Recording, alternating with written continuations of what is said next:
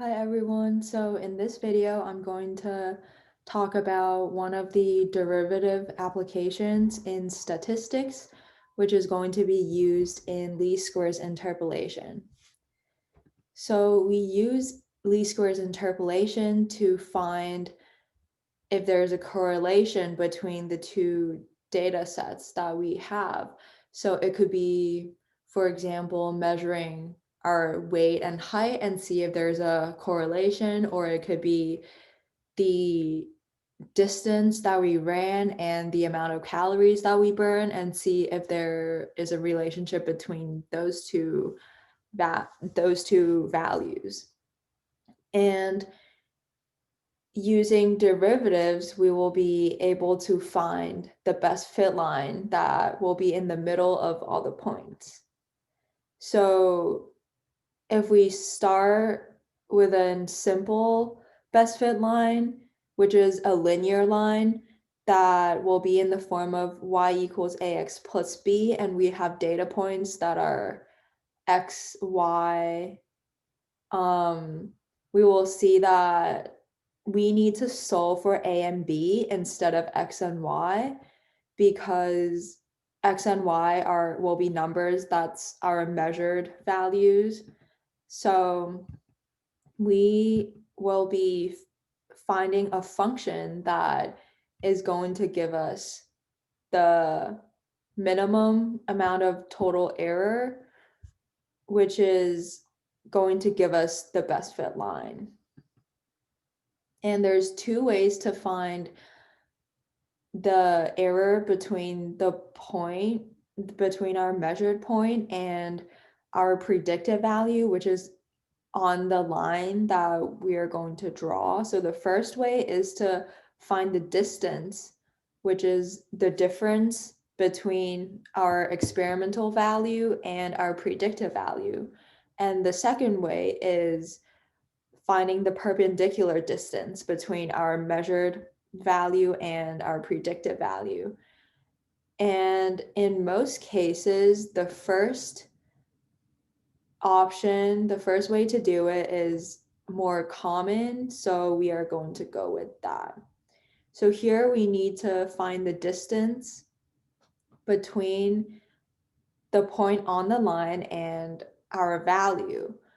But if we take the average, it wouldn't work because if the line is in the middle of a lot of the points, there's approximately going to be similar amounts of points that are above the line and below the line. So the total error would be approximately 0 if we add all the positive distances and the negative distances.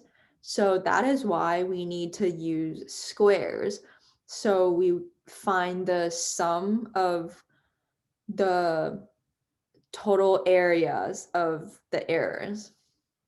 And that's why we call it least squares interpolation. And with knowing this, we will be able to form a formula that will give us the best a and b value for this line. So the deviation for each data point we know will be y minus ax plus b.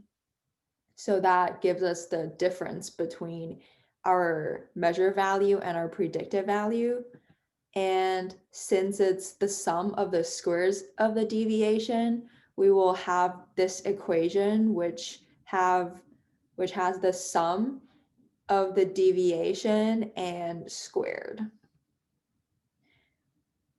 So this is the part where multi comes in, where we have this function and we want to find a minimum. So we want to look at critical points. And to do that, we will be taking the partial derivative in respect to a and b and set them equal to 0. So these are the partial derivatives that we are getting using the chain rule and pulling the square down. And if we simplify this, we will get these two derivatives, which is when two cancels out, and then if we distribute the x and if we multiply in the -1 into each term for partial derivative in respect to a and partial derivative in respect to b. And then if we then distribute the sums into each component of the derivative, we will get this last equation here on the right. And this looks really complicated, but actually these values with the sums will just be numbers because we are getting those values from our measured points. So with these two functions that we find, we can just use algebra to solve for our a and b values. And there's actually a way to use the second derivatives test to prove that what we find here for a and b is the minimum instead of the maximum, so that the minimum gives us the best fit line instead of a maximum that would give us probably the worst fit line. But so here's a proof that I found from the Mathematical Association of America.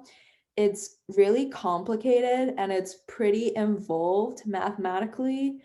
There's not really a lot of new stuff in here that we haven't learned, but we haven't been doing example problems that's been this involved in our classes. So I've attached it here, but I'm not going to go through this and go into details. So instead, we're going to look at a worked example from the MIT Open course.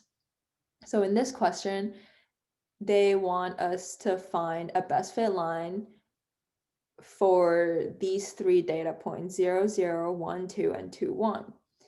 So we know the deviation equation here, y equals or y minus ax plus b, and we also know this function that we have, which is the sum of the deviation squared.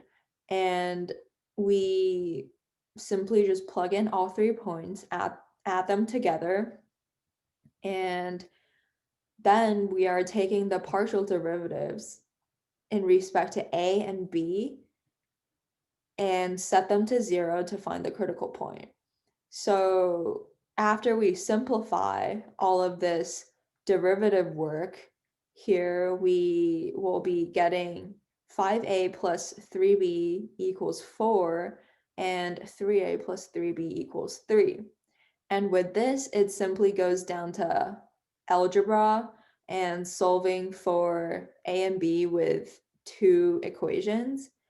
So from these 2 equations, we will get a equals 1/2 and b equals 1/2.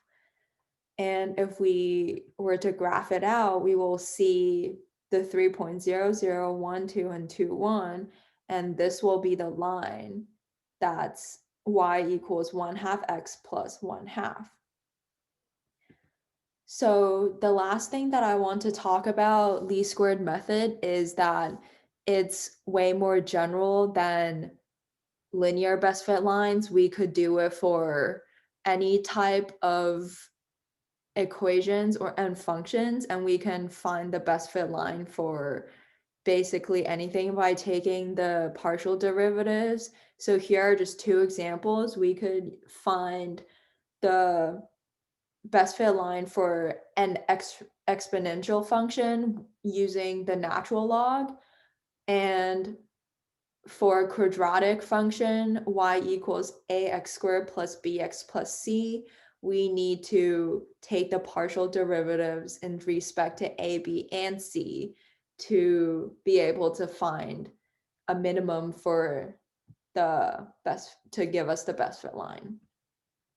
So that is it. Here are the sources that I've used. This is the link to the MIT Open course that I've used. This is the proof from Mathematical Association of America. And these are the graphs that I use to demonstrate what the line looks like and what the least squared error methods are. So yeah, that's it. Thank you.